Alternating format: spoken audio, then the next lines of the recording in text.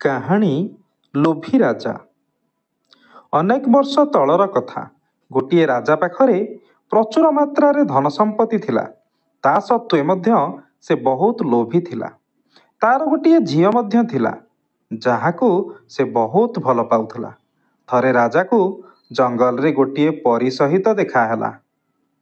ପରୀ ଗୋଟିଏ ଅସୁବିଧାରେ ପଡ଼ିଯାଇଥିଲା। ରାଜା ପରୀକୁ ସେହି ସଙ୍କଟରୁ ରକ୍ଷା କରିଲା। ତାପରେ ପରୀ ପ୍ରସନ୍ନ ହୋଇ ରାଜାକୁ ଏକ ବରଦାନ ମାଗିବାକୁ କହିଲା। ରାଜା ବହୁତ ଲୋଭୀ ଥିଲା। ସେ କହିଲା, "ମୋତେ ଏମିତି ବରଦାନ ଦିଅ, ମୁଁ ଯାହାକୁ ଛୁଇଁବି ତାହା ଯେପରି ସୁନାରେ ପରିଣତ ହୋଇଯିବ।" ରାଜାର କଥାରେ ପରୀ ତଥାସ୍ତୁ କହି ସେଠାରୁ ଚାଲିଗଲା। ଏହାପରେ ରାଜା ଯେକୌଣସି ବସ୍ତୁକୁ ଛୁଇଁଲା ତାହା ସୁନା ପାଲଟିଗଲା। ଏହା ଦେଖି ରାଜା ବହୁତ ଖୁସି ହେଲା। ଏହାପରେ ସେ ଘରେ ପହଞ୍ଚି ନିଜ ଝିଅକୁ ଛୁଇଁବା ମାତ୍ରେ ସେ ସୁନାରେ ପରିଣତ ହୋଇଗଲା। ଯାହାକୁ ଦେଖି ରାଜା ବିଚଳିତ ହୋଇଗଲା।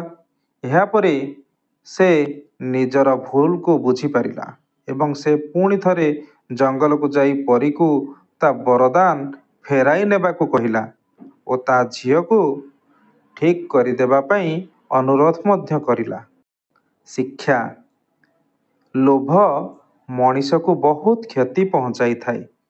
ଯେତିକି ଭଗବାନ ଆମକୁ ଦେଇଛନ୍ତି ସେତିକିରେ ସନ୍ତୁଷ୍ଟ ହେବା ଉଚିତ। ଧନ୍ୟବାଦ।